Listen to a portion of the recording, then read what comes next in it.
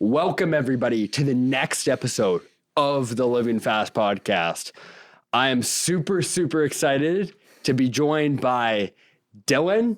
He is actually one of the most interesting people that I've ever spoken to in my entire life. We were just talking about before we started this episode that I was talking to him on New Year's, and he was, one of the most potent, honest people, and genuinely wants everyone around him to win, even his closest friends. And I'm super excited.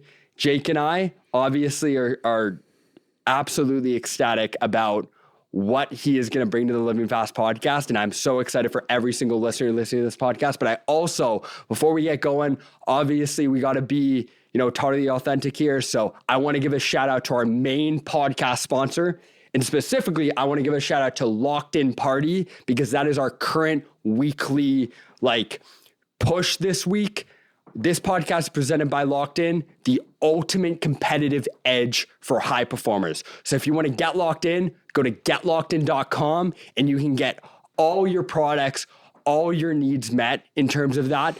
Whatever benefit you want. We also have a quiz. You can go out there and check it out. But for those podcast listeners out there, make sure to go to livingfastpodcast.lockedin, because you're going to get the best deal in terms of, percentage off the podcast. Because obviously, if you listen to this podcast, I want you getting the best deal, best value, just like everyone that comes on this podcast. So I want to give a shout out to Locked In, but by all means, I want to get right into it. So in terms of, the podcast and, what it's all about, how we do it Living Fast is, we like to make people feel comfortable and not do too much structure, make people feel, they can share what they genuinely actually think.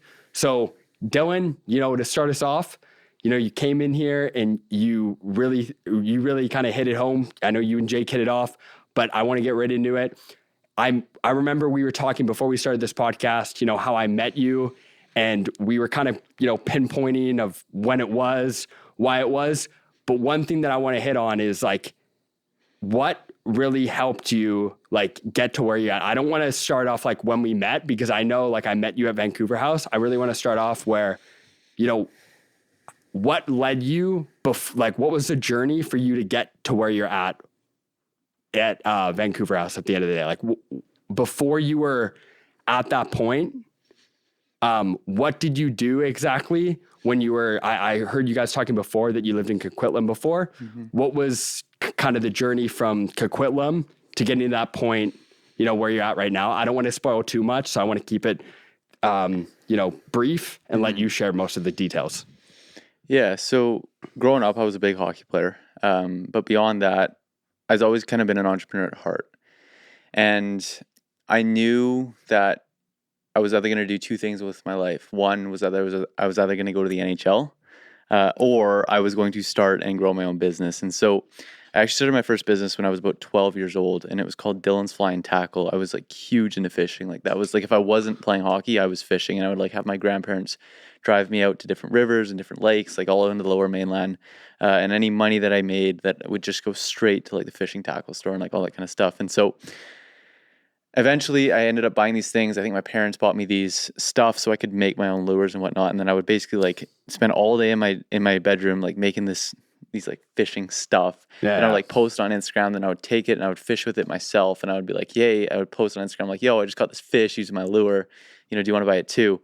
And then did that for a couple of months. And then eventually I started to get orders. And I remember at one time I got an order for $150 from this fishing guide out in Ontario. And I was holy shit, this is a lot of fucking money. I'm 13 years old. I just got $150 for doing something I love. And I thought it was the coolest thing ever. That's awesome. Now, turns out making little fishing lures isn't as cool in high school as playing top elite level hockey. And so as I went into high school and whatnot, it was I don't know, people started to kind of make fun of me here and there for this kind of stuff. And I was not that bad at hockey, and people weren't making fun of me for the fact that I was not that bad at hockey. So I kind of put that on the back burner, and then just kind of took my hockey more seriously and whatnot. Then I got to the point where I kind of fell in love with the game of hockey, and it was around that time where I started to search up making money online, all this kind of stuff. And then I tried a couple of e-com stores, So I tried the traditional drop shipping, random shit that was popping off, like stealing somebody else's Facebook ads, like all the gimmicks that were running back in like 2016, 2017. That's early though. Yeah, it was early. And if I knew what drop, like, yeah, like, but anyways, I tried that for a bit. And then I ended up shutting that down, and I was like, okay, well, what do I like to do? Right. And up until this time, I also, throughout my hockey career, I documented my hockey career, and I had this YouTube channel called All Hockey. I grew it from 0 to about 8,000 subscribers, which isn't big, but I was like 13, 14, 15 at the time, and I would just make like trick shot videos. I did a lot of videos with like my cousin, and it would just be like me training and like documenting my games and stuff. And I was like, well, I really like making videos. So what I actually ended up doing was I was like, okay, well, how could I get paid for this skill? And that was when I discovered Fiverr. Right. Fiverr, yeah. And so then I basically offered to edit people's GoPro footage and edit people. Like basically I became a video editor on Fiverr, and then I started taking on clients, and they were like nightmare fucking clients. Just fucking disaster clients. So I'm like, fuck this, right? And so then eventually I made like $1,000, and I was like, okay, screw this. I took the $1,000, I went down to the mall, I bought a Canon EOS M50, which is like a basic beginner camera, and then I hit up every single Facebook group and connected with every single business owner on LinkedIn, and then basically spent the next 2 or 3 years grinding this local business marketing agency, right? So we did like videography, photography, social media management, Google ads, like whatever you were willing to pay me for, I was going to say yes to it. And then at the peak, we had about 200 to 250 different clients. I had about 10 people on my team, got some awards and all that shit. But running that company was an absolute disaster, right? Because I didn't know how to build a company. I didn't have any systems and all that kind of stuff. And my average ticket price would be like, just a couple $100 a month retainer. Right. And I remember one day I actually took the day off to go boating with the boys. And then I come back and I have like 23 missed calls. Whoa. Right. And not clients that were mad, but just like, I had person, just like, right? I was just of the belief that nobody can do it better than me, like, and all that kind of stuff. And so I remember I had to stay up to like 4 a.m. making some website for some random business here, delivered it to him at like 3 or 4 a.m. in the morning, then finally went to sleep. And that was when I was like, fuck this. And so then I read the book, $100 Million Offers, right? And that was when I originally flipped from like, hey, I'm going to service anybody who wants anything, to I'm going to pick one niche, one ICP, whatever, right? And so then at that point, I launched a single offer, and it was basically to help gym owners get more business, right? And it was basically an upfront fee plus a pay per show model. I ran that company for a bit, and then basically what ended up happening was it was quite an interesting story. And so this was, again, I was like 19, 20 at the time, and I launched that offer. First week, I made $0. But then in the following 4 weeks, we did about $25,000 in cash collected. And at the time I was like, holy fuck, I'm gonna be a millionaire. Like I fucking cracked the code. Like I figured it out, right? Like here we are. Yeah. Which Lamborghini should I buy?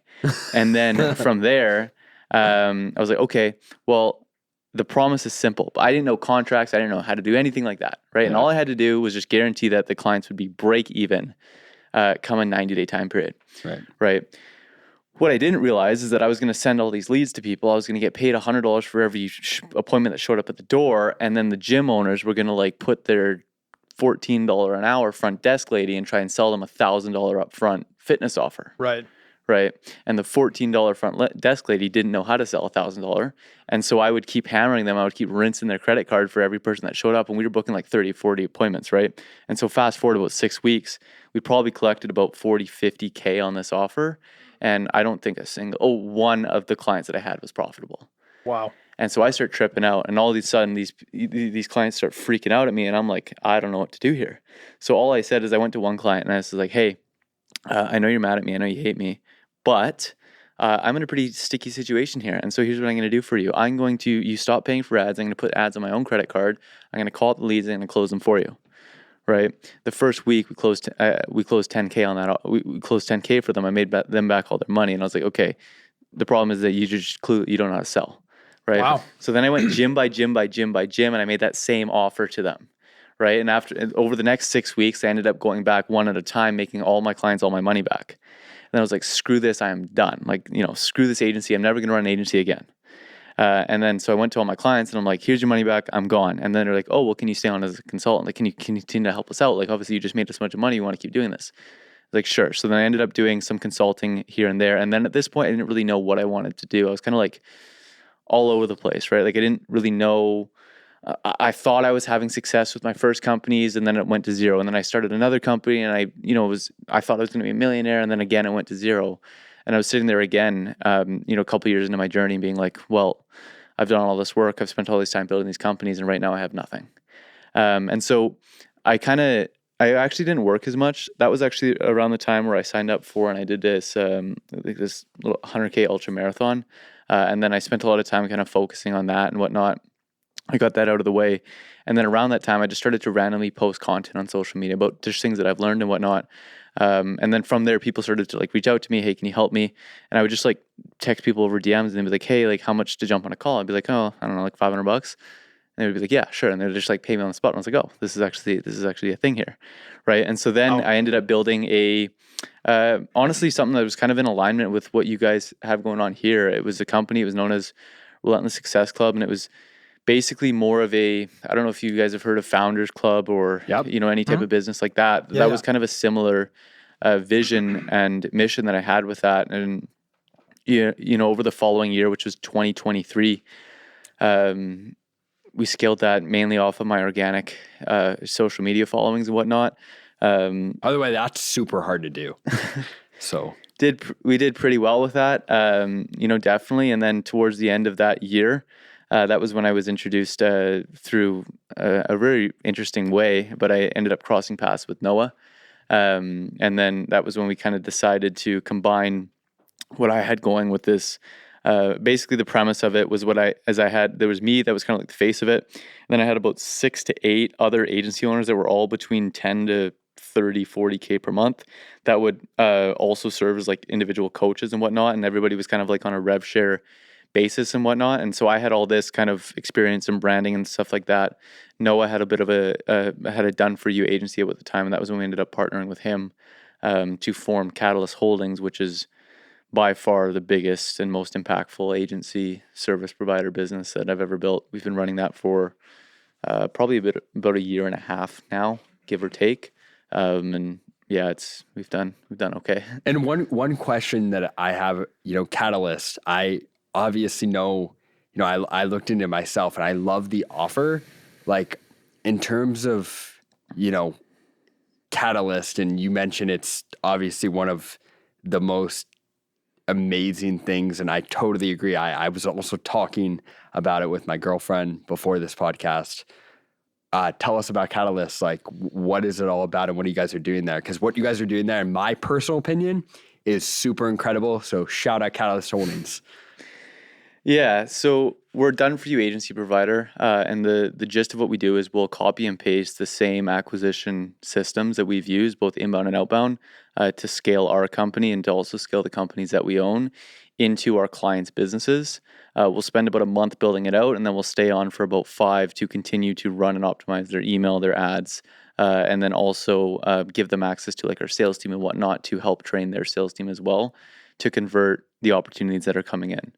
In addition to that, some of our clients that do well with us and some of our clients who want to work with us on a more intense and advanced level, we can also build out sales teams, do sales team placements for them, and then also copy and paste a lot of our backend systems as well to automate the actual use of their agency, because that's what we're seeing. That's actually a big thing that we've been working on recently. Like, we've seen a lot of our clients that come in, our typical ICP is somewhere between $10,000 and $30,000 a month with a B2B service provider company. We'll set up their email, we'll set up their ads, we'll create them a good offer. We'll run that for a couple months. Then they come to us in like 2-3 months. We hear it all the time.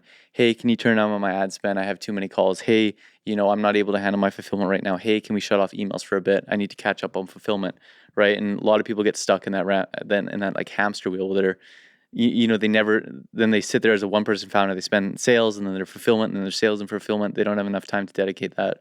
So kind of a recent thing that we've been doing is building out their back end well to automate that so they can continue to scale the front end. Awesome. That's what a journey, man. So I have a question. What do you think goes into a good offer?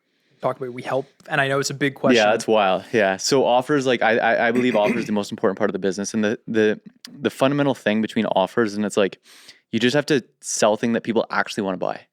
Right. Right. And so like pretty that simple. sounds so simple and so basic, but so few people do it. Right. Yeah. And the thing is too, is like, okay, well then the next logical question is like, okay, yeah, that makes sense, obviously. But then how do I know what people want to buy? Right. And that's actually where we've been leveraging a lot of AI recently, and to basically do research using even just simple tools like deep research on ChatGPT, deep research on Gemini, to look into the supply and demand of, basically we have two different ways of doing it. We'll either target markets that are in very high demand to have a problem solved with very low supply, meaning no other agencies or freelancers or service providers are targeting, like some of the offers that we have doing really well are targeting like agricultural land brokers, right? Or we built an offer today where they're targeting like gate fabricators. Huh. Like just these random one-off industries that have a big Yep. enough TAM that you can actually target them with email, but there's so few agencies and service providers going after them. So number one method that we use is find a market that is not serviced by agencies and whatnot, but has high demand for marketing services, Right. and then go into there, and then just, we will get you result in time frame or guarantee. And then the other one is that if you go into sophisticated market, but then you solve a problem that is caused by all other service providers. So what an example Oh, of that that's looks interesting. like is like Facebook ads for realtors, like super common niche. Like it's the most copy paste. Med spas, real estate agents, gyms, all that kind of stuff. Yeah. But real estate agents, for example, they've tried 3 or 4 agencies in the past. They've all been burned. Whether they've actually been burned or they just suck at dealing with leads, that's a whole nother debate. But in their mind, they've been burned in the past, and because they don't like to call the leads, like all that kind of stuff, right? So you can go in and enter those markets and see lots of success. However, you're only going to do it if you can offer to get them to their dream outcome without all of the pain points that the other providers gave to them, right? So Right. you're only going to find offers that work in saturated niches like real estate, med spas, gyms, and whatnot. If you say like, hey, I will get you 3 listings, 10 listings, whatever your number is, without you spending $1 on ads, because typically in the past they've spent money on ads and it hasn't worked out. That's very interesting. So it's almost like your first play is you're stepping into industries where, like you said, there's not a lot of agencies actually servicing that market. Or if you're going into an industry where there is a lot of saturation, you just have to stand out with an offer that's so compelling that they're going to pick you above all these other guys. Yeah, and typically it's like in those super saturated markets, it's about offering something that isn't already like that all the other people in the market are just causing. Right. Yeah. Right. So if like you can almost turn their resentment towards those guys into goodwill for you. Yeah. Exactly. Very interesting. And those are the 2 basic strategies that we'll use to go and build an offer.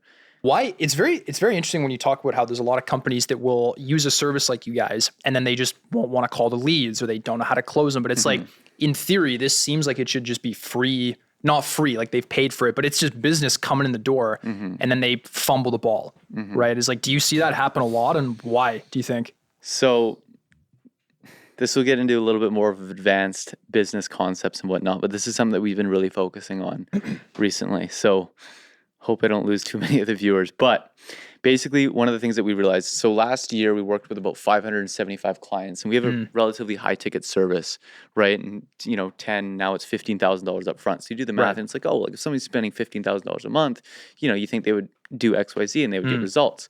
Now I looked at it and I was like, okay, we worked with 575 clients. Let's look at the top 20%, because on the flip, we've had some clients that have started with us at, very low revenue numbers and hit multi 7 figures. Wow. Right. And then transparently, we've had clients that have worked with us and like not made a single dollar, and they think I'm a scammer and they want to kill me. Yeah. Right. And so what is the difference between the two? Right. And well, there was a couple things that I identified. One was there was 5 key things that all of our top 20% clients did that the majority didn't. Right. And so those 5 key things were, number one is they over communicated with our team. Right. We regularly, every week we'll send out like a feedback form, like, hey, how has the lead quality been, et cetera, right? The people that actually fill out that form, they communicate with us, they give us the data, they succeed. The next one too is they actually, they move with speed, right? If we need something done from them, it's the difference between the guys that get it in a day and the guys that get it in a week. Yeah. Right. Number 3 was that they actually participated in the community. Right. So in addition to that, we also kind of like, it's a bonus, we have a mastermind on the back end. Noah and myself will run those mastermind calls. They would actually show up to it. Some people show up to it, but they don't turn their camera on. They probably don't even pay attention. Other people show up to it and they actively bring the biggest problem in their business right now, and they ask Noah and I for my help on it. Yep. The next thing with that is that they actually track their data. Right. Very few people do that.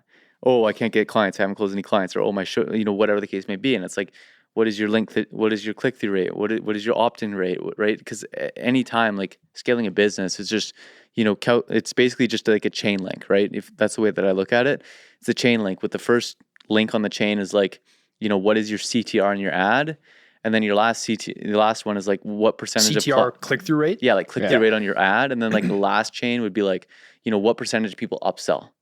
Yeah. Right. And so it's like if you have a good click-through rate, and then you have a good opt-in rate, and then you have a good call book rate, and then you have a good show up rate, and then you have a good close rate, and then you have a good upsell rate, like you're going to make a lot of money. Yeah. Right. But if you're struggling, one of those chains, and obviously there's different metrics and whatnot, are probably broken. But there's a chink in there somewhere. Yeah. But if you're not tracking the data, you don't fucking know which one's broken. Yeah. Right. So you're sitting there bitching about XYZ, but if you don't track the data, and we give you all the systems to track the data, but some people just don't input it. Yeah.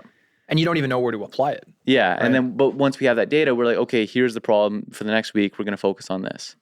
Right. And so that's one thing. Right. But then B, I also look at, like, we have 2 clients right now. Right. One of our clients started with us at 0. Actually, both of them started with us at close to 0, maybe just a couple $1,000s a month. One of them has just surpassed $50,000 a month. Wow. The other one still hasn't gotten his first client. Okay. Now, here's the thing. They're both in the same niche. What niche is that, by the way? It's actually in the it's in a home service type industry and whatnot. Yeah. Yeah. They're both running very similar offers. Right. Now, I was like looking at them. I was like, okay, like, why can one absolutely crush it and one not? Right. They got the same service. They're running very similar ads. They're working with the same team members, like all that kind of stuff. Right. And so then obviously a huge factor of that comes down to the actual client that we're working with. Yep. Right. And the biggest equation that I've been talking about recently is like client sophistication times how good your service is equals the amount of results that you can get. Right. If you have an amazing service, but you deal with shit clients, you're not going to get results. Right. If you have good clients, but you have a shit service, you're also not going to get results.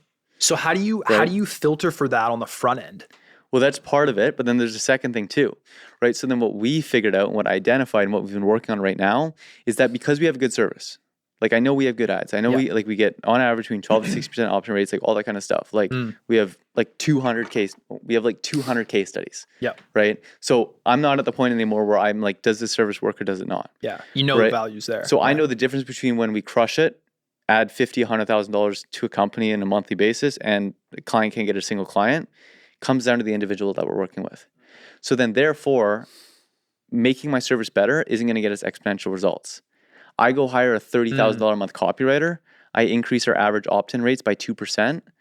You're going to see a marginal increase on the clients that are already crushing it, but the guys that aren't crushing it with a 14% opt-in rate aren't going to crush it with an 18% opt-in rate either. Yeah. Right? Yeah. So then the biggest lever to pull in our service delivery is how can we make the clients better before we start working with us. And so the biggest thing that we've been dialing in is actually our onboarding process in the first 7 days, and putting people through an entire boot camp and a course on what to expect, setting expectations, and basically just priming their mental state for the actual ads and email that we're going to run. So if they spend $1,000 and they're not made $10,000 already, they're not tripping out. Yeah. That's so fascinating, man. Do you find now that you've started running this onboarding, does it blow some people out in the first kind of week and they go, holy shit, I didn't realize I was going to have to put this much into it? Well, it's not even that they're putting a lot of work into it. Like the work, like we do, it is a true done for you service. It's not like they're putting in a whole bunch of work for it. It's just the mindset. Yeah. Right. And it's just a lack of experience behind it. It's like, like Noah and I, if we're launching a new offer, like we'll happily go 10, 15, 20 grand into the negative because we know we have a 24-day sales cycle and it'll catch up. Right. But if you haven't done that before and you're logging into Facebook Ads Manager, seeing spent $24,000 and revenue 0, you're freaking out. Yeah. Right. Right. Yeah. And like even one of the best, like we're running an ad right now we're always running ads, but one of the ads that we're running right now, we actually hired this media buyer who's worked with Grant Cardone and a whole bunch of huge players in the space. Let's go. And I've been ripping like $200 cost per call on average, right? So nothing crazy, right? And I hired this media buyer. He's like $5K, so I pay him $5K, right? And then first order of business, he spends $2,000 on our ads, right? I check the account at the end of the day. He's booked 2 calls. One of them are qualified. And so I text him. I'm like, hey man, I had a $200 cost per qualified call. I just checked the ad account. You have a $2,000 cost per qualified call. what's going on here? He says, don't worry, let it cook. Literally what he says to me. And I'm like, well, I paid you $5,000 yesterday. You spent another $2,000 of my money today. Like, sure, mine's well. Yeah. Right. Eventually things settle down over time. It's been one of the most top performing campaigns we've ever run. And he still runs our ads to this day. Wow. Right. But I chilled out and I was like, sure, fine, whatever, because I have that sophistication level and that context and experience. Right. If he told one of our clients to let it cook, who have never launched ads before, which is a lot of our clients have never launched ads before, and that's why they want to work with us. Yep. They'd flip out. Absolutely. You know what? It's crazy you say that, because like literally like launching ads and just seeing like hundreds of dollars, like putting in that spend and not seeing any return, it does totally trip with you. So I guess you say you have that experience, and you know what, how are you, you know, you mentioned that you're helping clients with the mindset and stuff. How are you and Noah kind of dealing with that and, you know, helping clients, I guess, putting them in a position to win just like you? Yeah, Noah and I have a little bit of different approach, and it's funny, like I moved in Noah's apartment the other day, and we were comparing like the books that we had. And Noah's got all these like philosophy and like, you know, just like, you know, leadership books and like all this kind of stuff. And mine are just like how to get clients, how to make money books. Yeah, right. Sure. So Noah's a lot more, he's probably like, if you were like struggling with your mindset, I would recommend that you go speak to Noah. I've always just been like, maybe it's a gift, maybe it's a blessing, whatever the case. I've never had a mindset problem. Like I've never woken up in a day and like not been motivated. Like, whether it been hockey, I wanted to be the best hockey player, business, I want to run the best company, like all that kind of stuff. And so my approach to it is probably a little bit more logical approach. Noah's probably connects with people better on a deeper level. That's why he's more better at sales. And I spend more of my time on, you know, fulfillment and then some of our marketing as well. But for me, it's just like the biggest thing with this, and one of the biggest changes that we go through, is like cost of acquisition to lifetime value is the only thing that matters. Now, there's a story that I always tell people, and we've included this in our onboarding process, is Starbucks. So on average, Starbucks spends about $50 to $100 to get a new customer. It's crazy. Right? So they spend, let's say they spend $50, let's say they spend $100. They spend $100 to have somebody walk in the door and buy a $5 coffee. Yeah. Right? Doesn't make any sense. But Starbucks' average lifetime value is $14,000. That's insane. Wow. So over the span of somebody's lifetime, the average person who uses Starbucks or who orders Starbucks will spend $14,000. Now, some people might only spend $100. Some people might spend $50,000 over their lifetime. The average customer lifetime value of Starbucks is $14,000, right? So Starbucks isn't looking at it as, oh shit, I spent $100 only to make $5. They spent $100 to acquire a customer that will pay me $14. Yeah. Much longer term thinking. Yeah. Right. And that's a huge mindset shift that I have to deliver to clients in our first 7 days before we launch their ads. Right. They're expecting that, you know, I put an action in and an output comes out right away. Yeah. Yeah. And that's just not the reality. It's almost like, you know, you got to work and you're going to get it eventually. But you mentioned that Noah's better at sales, but you're the one that built that community, Relentless Success Club. Like, how did you do that? Because that's one of the hardest things to do in business, to build a community. So yeah, you know, I mean, what was that was definitely like a founder-led community. So it wasn't much of a brand. It was more like, I guess you could put it, it was more hang out with me. And it was just marketing, right? Like that's kind of been my strongest point in business. That's fundamentally why, like, you know, I do our marketing on the front end, and then the core of what our service delivery is marketing, right? So, yes, we have back-end offers and automation offers and sales placement offers, but sales placement offers, Noah's more involved with that, and the automation offers that we offer as well. That's more of the guys who've automated a lot of things in our companies as well. And so really it just, you know, understanding the laws of marketing and whatnot, and then building a brand on YouTube and whatnot, doing a lot of collaborations, being active and engaged in different communities and whatnot, hosting free calls. And then, yeah, kind of just eventually just grew, compound. How long did it take? Because like, I remember when I first launched the community, I paid my friends $20 a day to pretend to be active in that community. what? And then I think by the end of the year, we had like 10 to 15,000 people, and like we had to like mute all notifications. Was this Discord or where was the community? That one was on Discord, and then eventually we professionalized things and moved over to school. Okay, cool. Awesome. Are you still running that? No. Okay. No. Stepped away from that Actually, we do have the school community open, but it's just like free. You can join, and Yeah. I go in there maybe once a month. one? Gotcha. That's cool. I was curious, how did you actually learn all your skill in running ads? Because you came from videography and then YouTube. How'd you learn the ad side? I just like started running ads. Like it was just mucked like around with it and yeah, like running ads has actually been something because I didn't have the lessons that we now are able to deliver in the first 7 days of working with us. If I had those lessons that was taught in the first 7 days with us, CAC to lifetime value, and everything that we deliver in those first 7 days to increase the level of sophistication, I feel like I would have been making, I would have made so much more money in my life. I had like funny story when I was running that media local business company. I was like, hey, let me try Facebook ads, right, as a thing. So I spent $150 on an ad, got like 7 or 8 clients on it, Damn. right? That's One good. of those clients ended up paying me about $40,000 over the next year. Okay, Not a bad just return. random stuff, right? I spent $150 though, and then I think I probably cash collected maybe $1,000 that month. Hmm. And I remember thinking like, oh, it didn't really work, right? Like I only made like, an extra $9 or $850. I only made an extra $850. I had to spend the money on the ads. Like, now I'm just going to keep doing what I'm doing on my own. I spent $150 that probably turned into 50, 60 grand over lifetime value, Yeah, that's nuts. right? I didn't look at it that way. Yeah. And so then, And that's the mindset growth, right? yeah. Yeah. And so then about a year ago, that's when I was just like, and again, like, we were making good money off my organic audience. And then I was just like, okay, I'm just going to commit to ads. One of the things that I did mentally is like, I'm going to commit to, spending 5 to 10 grand a month on ads. That was when I first started.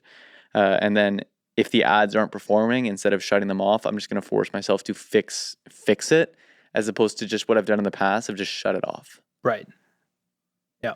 How did you figure out how to fix it? Like, you're sitting there and you're not getting return. It's like, what was it where it's like, okay, is it the creative? Is it whatever? Like, how did you learn how to kind of identify and really tinker it out? Obviously, it depends on the campaign, depends on the ad set, all that stuff. But, what was the realization for you where you start ripping, big money?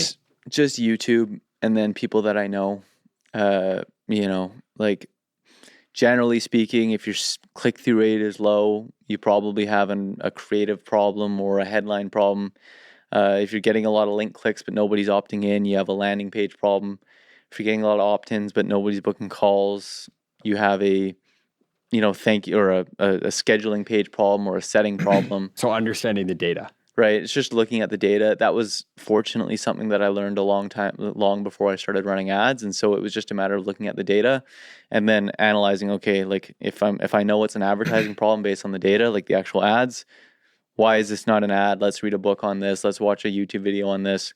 Let's all that kind of stuff. Being persistent. Let's try something new. And then eventually you just kind of figure things out. Yeah. Right. What I know there's a lot of people in marketing who lean very much towards one side. They love ads or they love organic. You seem to like both.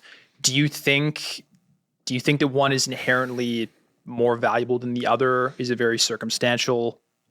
Yeah, I think paid ads are better. Yeah, Like really? a lot better. Really? Like Wow. I wish I could Why is that? I wish I could only run paid ads. Like the thing about paid ads is like right, like with organic and like your brand, and like I have a brand. I have, we got 25,000 subscribers on YouTube. We generate a ton of revenue from that, right? Our company would be nowhere near the size of it is, at least from the front end acquisition, if it was just on that. People see an ad, they watch 3 YouTube videos, like that's huge. Yeah. Right? The problem with it is that like if you're building a personal brand, you can only really attach a brand to 1, maybe 2 offers if they're different. Right. And then it gets too kind of muddy. You learn how to run paid ads, you can scale 30 companies at the same time. Yeah. Right? You can use UGC creators, you can use image ads, you can do all these things, right? And so it's like, yes, building a personal brand is huge. That's, very powerful and like all that kind of stuff. However, it does require consistent and like you got to make YouTube videos every single week, like all that kind of stuff. I have found paid ads, it's a lot easier to create a system where, whether it be through team members, whether it be through AI, whether it be through UGC creators, where you can truly create an automated system that can not only scale your own business, but can also scale your clients' companies. And, I guess you could technically scale, like say that we're scaling 40, 50 active clients right now, all through paid ads, right? That wouldn't be possible if they were all if I was trying to scale 50 businesses through my organic audience. Yeah. Yeah. Right. Because But then you they can would get annoyed. Like, what are you pushing? Like, Yeah. there's so many Yeah. options. Yeah, but you can do that through paid ads. Right. Yeah. The scalability aspect is huge, the potential. I'm curious, who are the kinds of clients that you guys mainly work with? I know there's a whole kind of host of different industries, but do you find there's sort of a standard either size, Yeah. revenue? Typically, they're doing between $10,000 and about $30,000 in monthly revenue. Okay. A lot of the time, they've tried cold email, cold outbound, or they've been relying on referrals, and really, they've just never cracked acquisition. And are these just typically like Main Street businesses, like service businesses, like? Typically, online B2B service providers. So, Okay. advertising agencies, recruitment agencies, high-ticket software companies. Gotcha. And then we have also a couple oddball companies that we've worked with in similar type stuff. But those types of businesses, like typically if you're a business that helps other businesses grow, Yeah. and through some form of an online services. Do you think that there's a ton of potential there if you're more B2C? Or D2C is a whole different beast. Yeah, is it? Like B2C marketing and B2B marketing is completely different. I Right. agree. So, and I'm just thinking, like, as an example, like let's say that you're some kind of a Main Street business, maybe you're like a commercial cleaning business or something like that. I know a lot of guys that own businesses like that they don't understand tech at all. They don't understand marketing at all. So it seems like there'd be an opportunity there if they leveraged a service like you guys that they could grow a lot. 100%. But I don't know. That's maybe a little bit more. It's actually a lot of our clients that will go after companies like that. Okay. Oh, gotcha. Yeah, So yeah. that's actually another offer that we built a couple of offers around like helping commercial cleaners get more commercial contracts. Okay. Right. Yep. Also untapped, like not a lot of competition. Like Yep. that would be a client that we would help with. Gotcha. Okay. So yeah, I think that, you mentioned B2C. So do you guys mainly focus on, B2B, no e-com, no nothing. But what's, I guess, you mentioned in the past you did e-com and you did, these other businesses. What led you? It's like, okay, this is what I want to do. B2B is the way for me. I've never had it's always just kind of evolved. I've kind of evolved into where I am today and what we're doing today. Like there was no massive, let me do this. Yeah, right. Light bulb moment. That was like, hey, what if I went after B2B? It was just I did e-com, didn't like that. Drop shipping type stuff, became a videographer, turned that into an agency, got overwhelmed, chose one ticket, one niche, did some consulting here and there, started a community, met Noah. It was just here we are today. So before we get into it, because I'm curious, you mentioned it's kind of a funny story how you met Noah. But before we get into that, on the sales side, because we've talked up to this point about getting the calls booked and actually having your clients have at bats, essentially, it sounds like. But you guys also provide the service where you guys will actually close those leads for them, right? We will recruit setters and closers to work for them. Okay, gotcha. Yeah, gotcha. not our internal Will team. you guys teach them? So that's what I was going to ask is sales is such a broad, and some people will tell you it's very industry specific, and you guys are working across all these different segments and industries. How have you guys just been able to come up and find some sort of a framework that you find just applies well no matter where you apply it? Yeah, I think we strip down more to the basics, and I'm no expert on sales. Sure. Right? Like that is 100% more Noah's domain. I've done very well for myself in sales. I've always just applied marketing principles to my conversations. I understand a couple of things. If I can illustrate that I deeply understand who I'm speaking to problem, they're inherently going to trust me. Yep. Right? If I go to somebody and are you struggling with X, Y, Z, and because of that you're experiencing A, B, C. Yeah. Holy shit. And I'm yeah, well I can help you with that. And right. Okay, sounds good.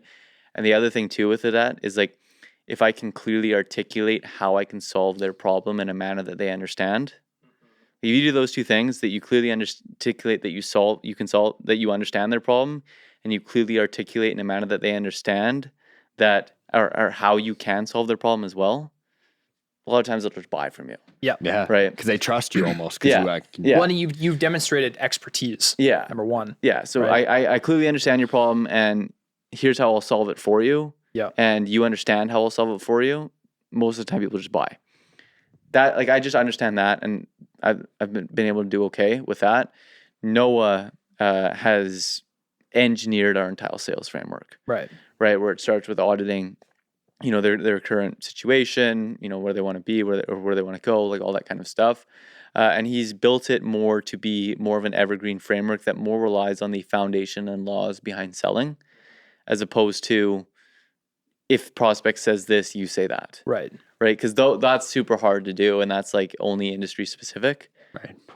But So- if you make it a more general framework. Right. It's not very organic either, because it's like, I remember Noah, when we had him on, he said that you guys both focus on how the reason why you guys obviously run this massively successful company is because you guys teach your salespeople, like you said, you onboard people to do the sales calls or whatever, close people, is they genuinely care about the people. And, I know you mentioned that Noah's mainly the sales end, but is that in terms of Catalyst, what are I don't want to break it down to like a number, but what are the three main things you think that, are your guys' advantage? And like, if you were to sell me right away on like, why should I choose because I know there's a lot, everyone kind of wants to start an agency. They want to, kill it in the agency space, or they want to, start a holdco, some of the Catalyst.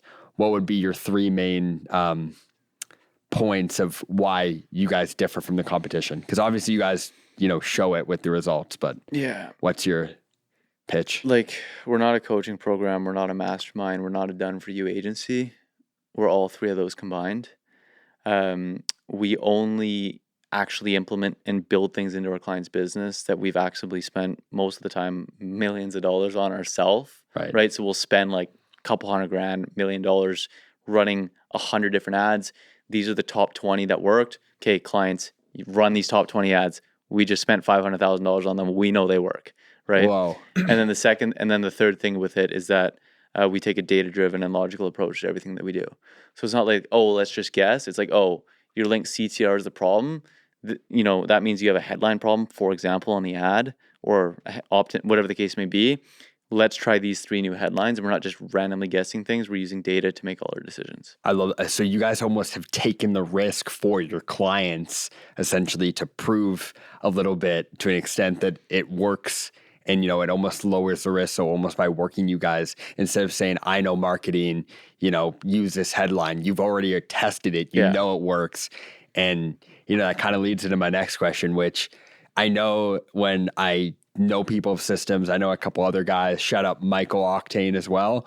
But I know guys that are really good at systems. And, one thing that I've heard that you are like so good at building systems and installing systems that genuinely work. And obviously, you mentioned your expertise to kind of almost why people want to work with you, because you genuinely know what you're talking about. And when it comes down to systems, in terms of starting an agency, how much time did that take? And, what are the systems that you think most business or problems? Because I know when we had Noah on, he mentioned that most businesses have the same problems, and I'm sure you see a lot of the same. So, what are those systems and how have you built them? Most businesses have like a shit offer.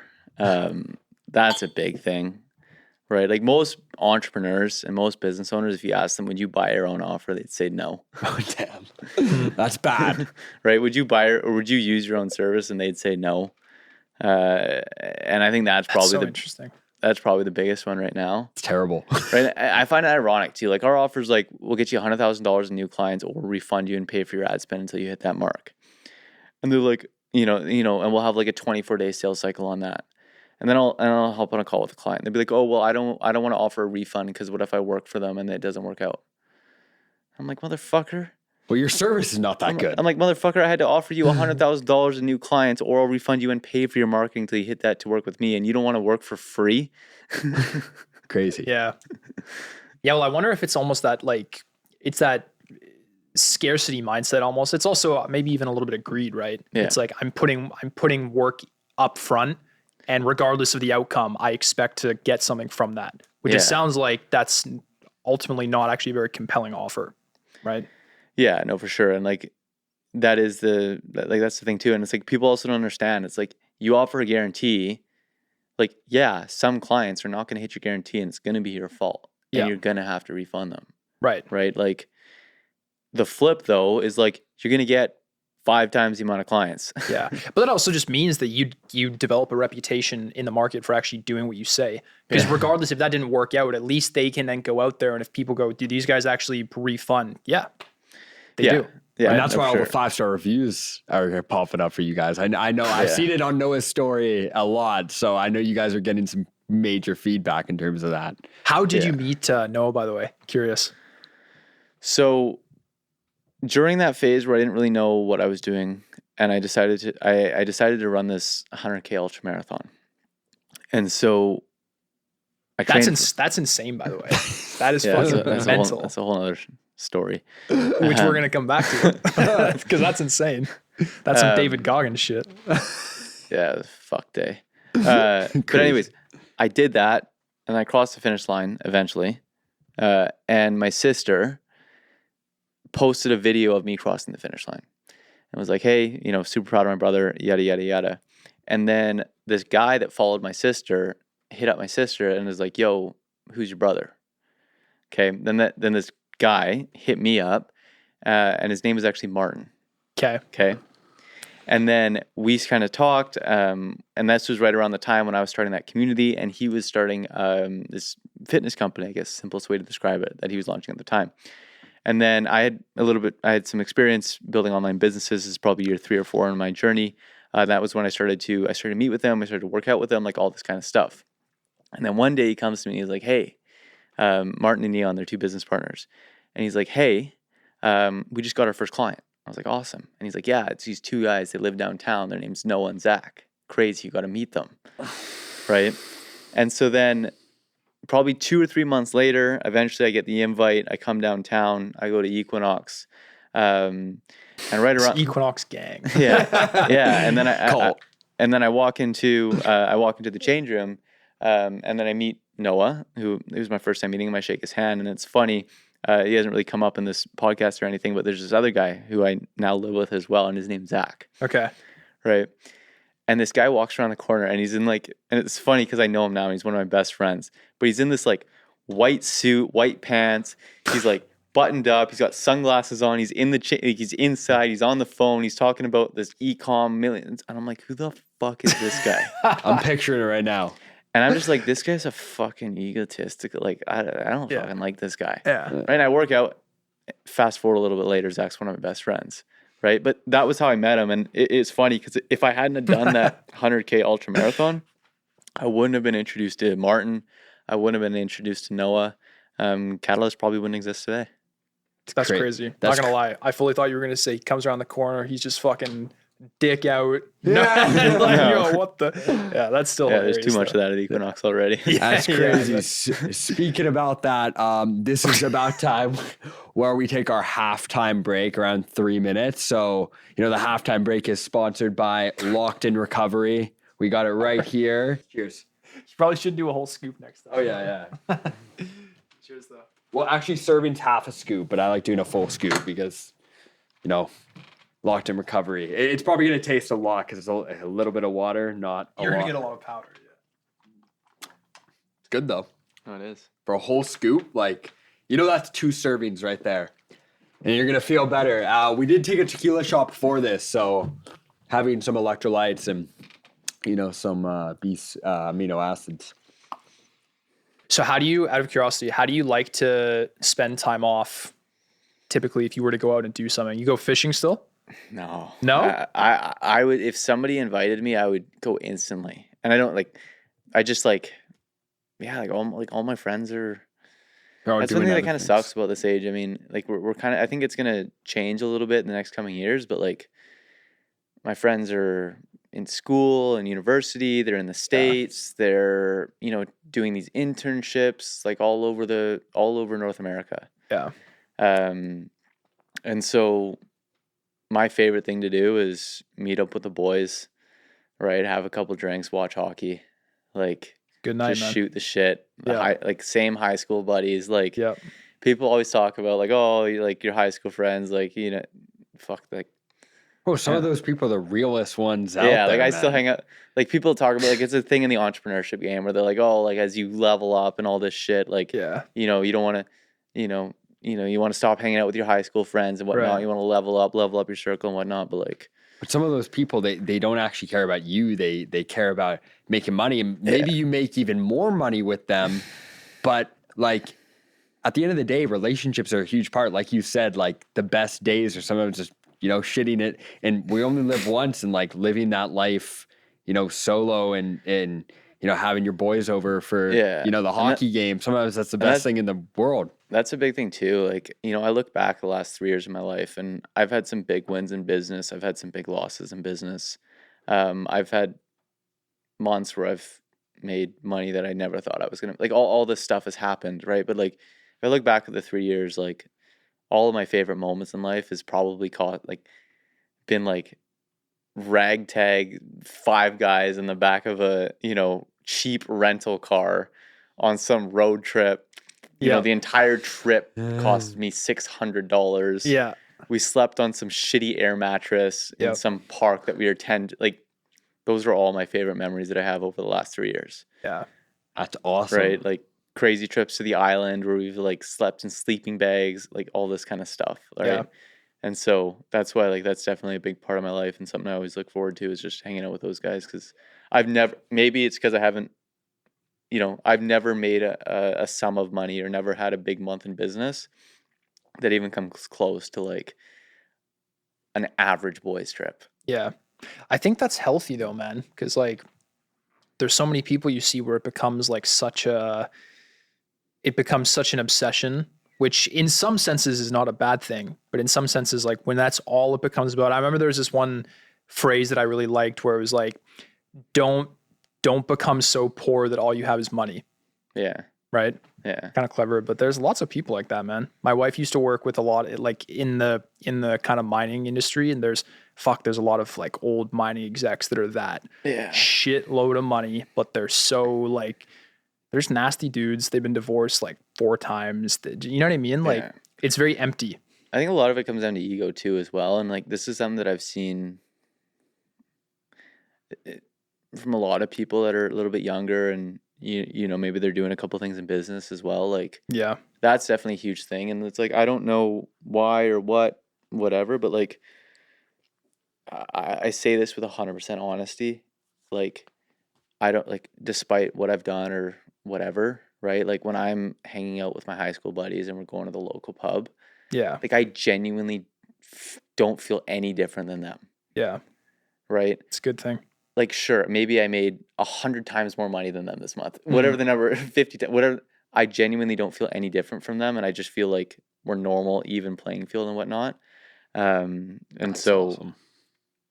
Conversely, I know so many people in our industry and whatnot that are just like, the second they make money, they stop hanging out with their high school friends. Like they walk around like, they're wearing a watch, they're wearing designer clothes, like, or whatever the case may be. Yeah. And how did you keep that? Like, I guess, like, did you ever feel pressure? Because, I'm not saying you surround yourself with people like that, but like you said, people like that. And I know in my personal life, I am, not totally influenced, but definitely have somewhat of an influence of the people I surround myself with. So you mentioned you surrounded yourself with people that may think that way or whatever. How do you keep that like level head of like, that mindset and that thing? Maybe it goes into what you said earlier. I think I just have a very deep, quiet confidence in myself. Like I work a lot. I do well. I'm in the gym almost every day. Like I'm in good shape, like all this kind of stuff. And so like, I drive a Ford truck. I Let's had go. a BMW. I got rid of it because I was like, fuck this, it's too fancy.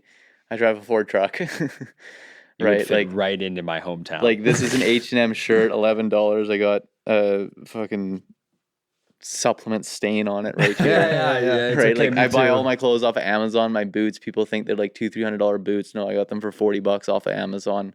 Oh, Right? I found the ones that were on sale too. Um, that's awesome. yeah, and I think it just comes down to like I think there's two, like there's the people that have a genuine interest and appeal and appreciation for the watch, the car, and all that kind of stuff. And from my experience, and I could be totally wrong here, but I feel like I've been able to learn to tell if, like, when somebody's talking about the car Mm. and they're talking about the horsepower and the engine and the manufacturer and the tire and the wheel, and I'm like, this guy has a genuine appreciation He's a for car cars. guy. Yeah. He's a car guy. Yeah. And I am like all for that. Like, I Yeah. think that is amazing. Right. Then I talked to the guy who also owns the Lamborghini or the car or whatever, doesn't know fucking shit about it, but uses it to, Just knows it's a Lambo. yeah, It's just knows it's a flashy. just Yeah. knows it's a Lambo or whatever. And it's like, I feel, and this is my own personal opinion, that that guy is compensating and making up for probably a lack of confidence or maybe chips on his shoulder that he had accumulated growing up. Yeah. Never got attention in high school, never got girls in high school, got dumped by some girl in high school, and, Yeah. and whatever that is, Whoa. there's some form of resentment that's now causing him to buy a Lamborghini or whatever and whatnot. Yeah, man. I have one. You mentioned the phrase quiet confidence, and I really like that. And I've heard that from other people as well. What do you think goes into that for you personally? Obviously, data and repetition creates confidence. Like nobody was like when you were a 1-year-old, you weren't confident to walk Right. down the stairs. Yeah. Now, unless you've had 25 drinks, you're confident to walk down the stairs. Yeah. Right. And so it's just like I am the most confident when I'm working hard, regardless of if the results are showing or not. Right. Right. Like if I'm consistently waking up early in the morning, grinding all day, hitting the gym, and I'm, on a 7, 10, 14, 15-day streak, like You just feel good. I'm pretty confident. Like whether we're Yeah. ripping or what, whether we close 3 deals or not or whatnot. And I think it's just like hard work is what creates confidence Yeah. more than that. And then also like Mhm. you just do this for long enough and you get to the point where it's like, you get to the point where you just kind of like, you're able to just like look around and you can see like, when I go out and if you go out to a bar or something like that, or you meet people and it's like, you just kind of, yeah, I just like, I think over time, like just repetition and whatnot is what just creates kind of confidence in yourself that, Yep.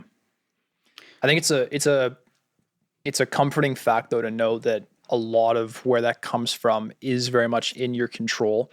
Like it's not like this, nothing against this, but it's not an affirmation. You don't have to do affirmations and all this stuff. Reality is, I know that there's merit to some of that. yeah. And that's actually an interesting thing too. Because I've been so like, I've never done I've never meditated before in my life, never said an affirmation before, never really, I've never journaled for journaling. I've journaled to like, okay, what are the biggest problems in my business? What do I need to focus on? Right. Like strategic Yeah, journaling. like strategic journaling. I've done that. But like, I've never done any of all that stuff. Yeah. Like the personal development type stuff. Like the personal development stuff like that. And I think in hindsight, and I've kind of shit on it in the past of like, you don't need that, like all that kind of stuff, just because I never did it. But I think it could be extremely valuable in the earlier stages if you're trying to do something or build something when you don't have the data and confidence. Right.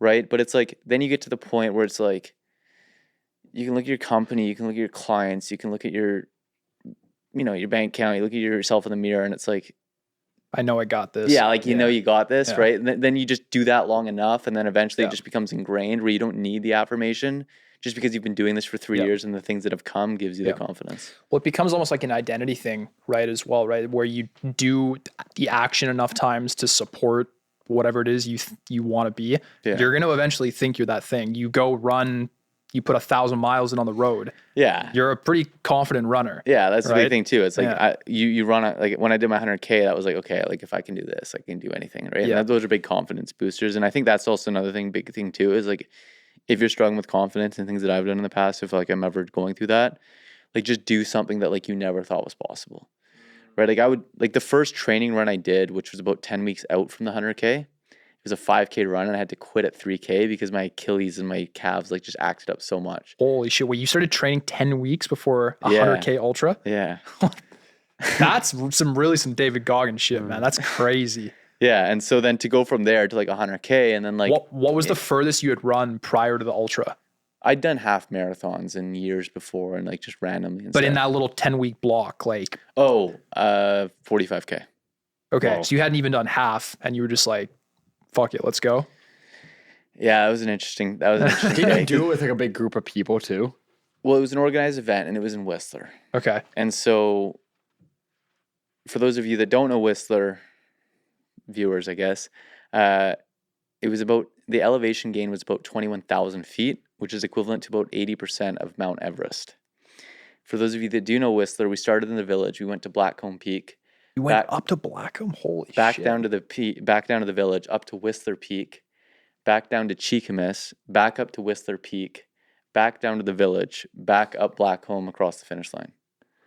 That's got to be like one of the hardest ultras I've ever heard of, ever. It took me 24 hours, 2 minutes. Wow. 24. Did you sleep?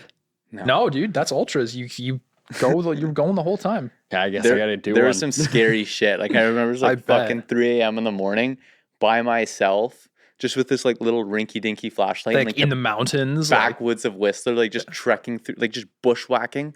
jeez, did you have like bear spray or anything? Or I did, yeah. Yeah, But I'm yeah. like, I'm by myself. I can't see 10 feet in Yeah, front of yeah, me. yeah. I just see this little like beam of light. Like if a bear's beside me, or yeah, something, you don't like, I even can't see realize till anything. he's got your fucking arm in its mouth. Yeah. Yeah. Jeez, man. That's insane.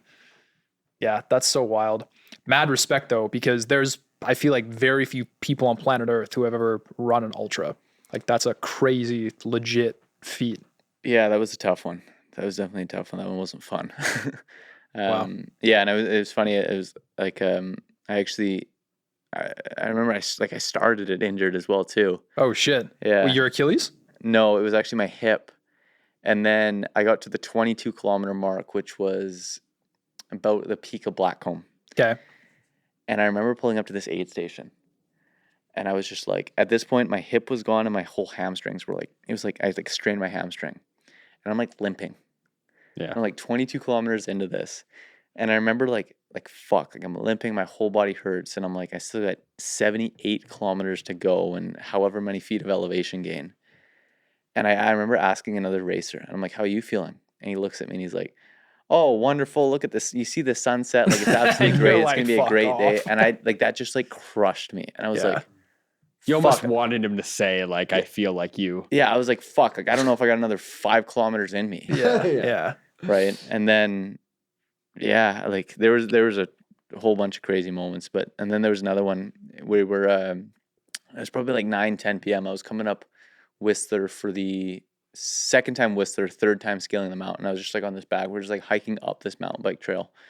And I just, I look in the distance, right? And I look in the distance and I see this like red light in the distance, right? And I'm with this guy because my headlamp went out too. Oh shit. So my headlamp went out and I was like stuck and I was like, fuck, like pitch black. I can't even see my own hand. I'm in the middle of the forest.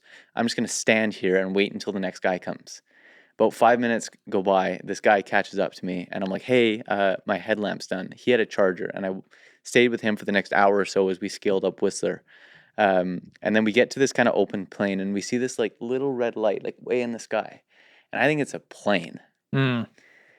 And I look up into the sky and I'm like, I look at, and he looks at it too. And he's like, there's the next aid station. That's the top of the, yeah. Oh, And I'm like, I thought that was a fucking plane. And I look at him and I'm like, I almost just like, I'm just like, I just fell to the floor.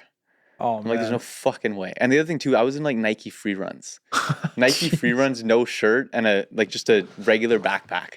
Oh All my these other God. guys got like poles and stuff. Like I didn't have any poles. And the Like, water thing that Yeah, comes like, out of the bag. I didn't have any poles or anything too, which I later found out takes off like 30% of the work. Oh So I was my just like hands on my knees the whole time and like crawling up like this. And I just like fall to the ground and he looks at me and he's like, hey, you didn't sign up for this because you knew it was easy. You signed up for this because you knew it was hard and you wanted to prove yourself you could do it. And I'm like, fair enough. Yep. Stood up and then eventually, made it to the top. And then What a homie, man. I get up to the top there, and I met this guy who I'd been running with, and I'd actually trained with, and my girlfriend knows him through their family and whatnot. And he's like, "Holy shit, you're still in this fucking thing?" I thought you were gonna be gone at the 20. He's like, he last saw me at like the 50-kilometer mark. I was like, I didn't fucking think you were making it this far. Wow. You were a disaster earlier. And I was like, yeah. And then he's like, okay, well, let's run back. Let's run down the mountain together. And I thought it was like 20K, right? And so I charge my phone, get enough service. I call my girlfriend, and she was with a whole bunch of friends and whatnot, my sister as well too. And I'm like, 20 kilometers, I think it's downhill because we're at the top of Whistler, right? Pretty much downhill. I don't know, it'll be 2 hours, 3 hours. So I text my girlfriend and my sister, and I'm like, hey, I'll be about 2-3 hours. Okay. Then it wasn't straight downhill. There was uphill, downhill, which I completely forgot about. Took about 6 or 7 hours to cross the finish line. But by Probably at the bottom freaking out. But by hour 4, like my phone died, right? Yeah. And my headlamp died again and whatnot. And my girlfriend and my sister are just convinced I'm dead. Yeah.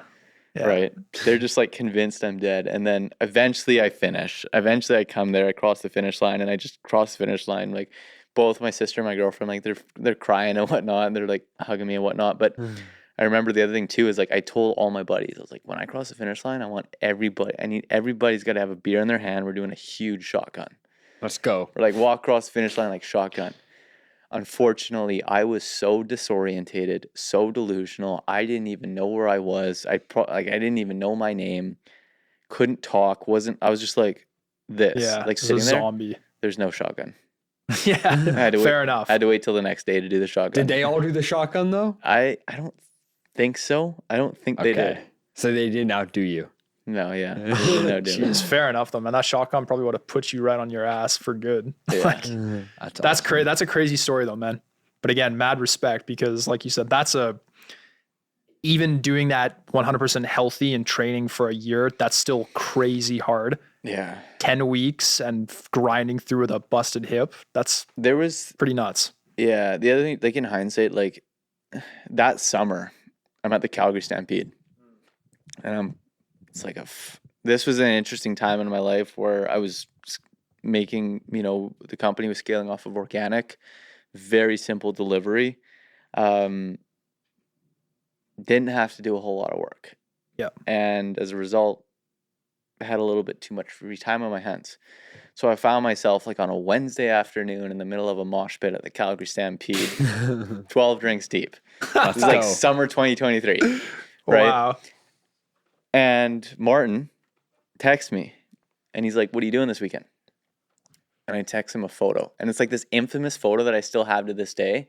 I got my credit card in my hand, and I got like 2 Coronas in each hand like this in the middle of this mosh pit, the Calgary Stampede, with some girl's pink sunglasses on. Hell yeah. Pink heart sunglasses on, right? And he's like, oh, you're pretty soft now, aren't you? I'm like, what do you mean? And I'm like, well, boys are doing a 50K run this weekend. Are you in? And I was like, yeah, of course I'm in. Now, up until that run, I hadn't done any training in about 6 months, right? Like I don't think I'd ran more than 5K in 6 months. But I showed up to that 50K with proper trail shoes and proper like actual running poles and whatnot. It was like, obviously it was half the distance, 10 times easier than the 100K. And the first 50K, like the entire 50K of that run, and we did like same amount of elevation gain, like it was all up and down. But the first 50K of the ultra was like 3, 4, 5 times as hard as that entire 50K run, just by having proper equipment and whatnot. Yeah. Yeah. But that's also probably got to be a mindset and back to the confidence thing, right? Yeah. I mean, you already conquered a dragon, you know what I mean? Like, you got this now. Yeah. Very cool. So I think that, that's interesting. One question I had on the elevation first in the running, because I personally ran a 25K with Martini on in barefoot shoes. Yeah.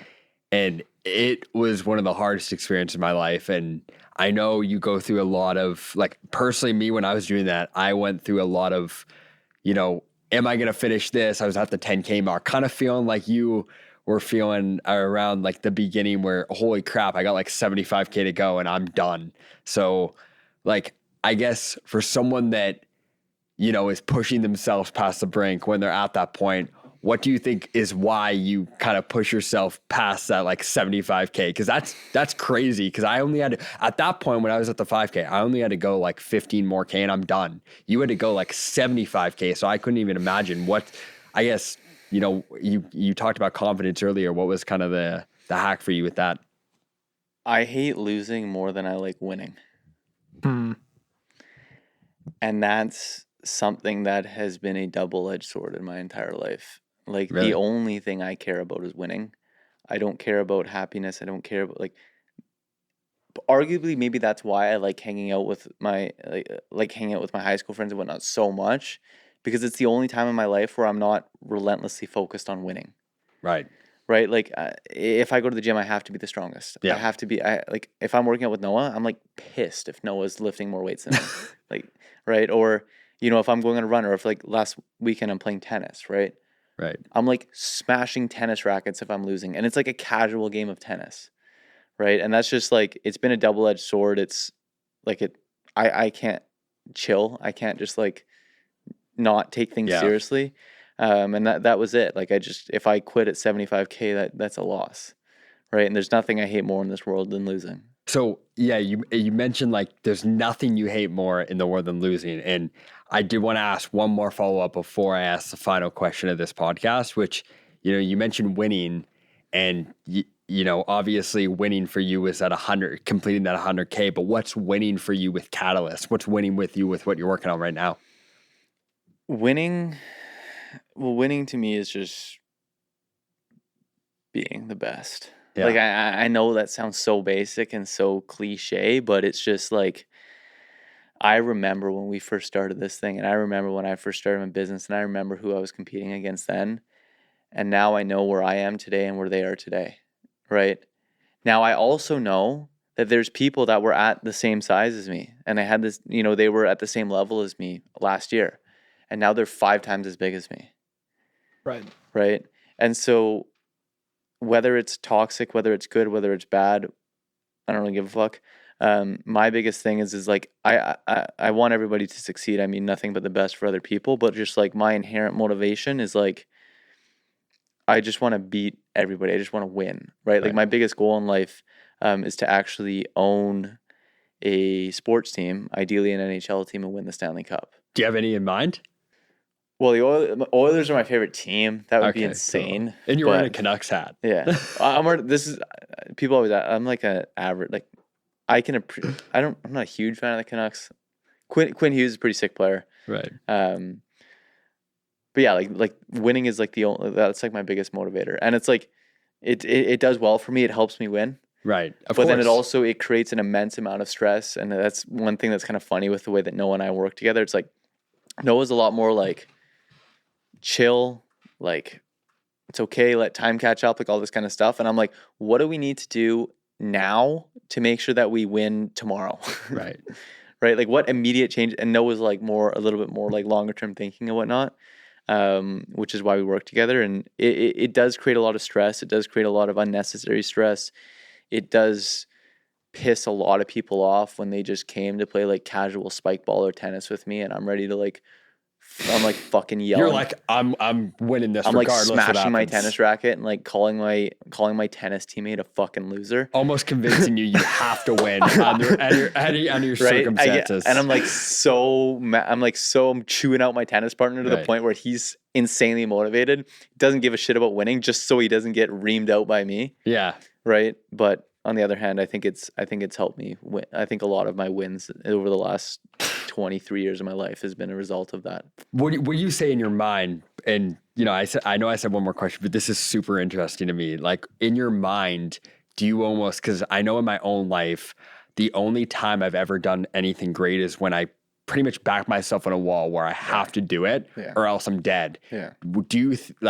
Do you build that up in your head where it's like, if I don't win this tennis game, I'm dead? Or if I don't build Catalyst to the number one holdco in the world, I'm dead. Like, do you do that? And yeah, I mean, 100%. Extreme about 100%. I don't know if it's dead, but like, if I lose a tennis match, I feel like a complete failure as an athlete.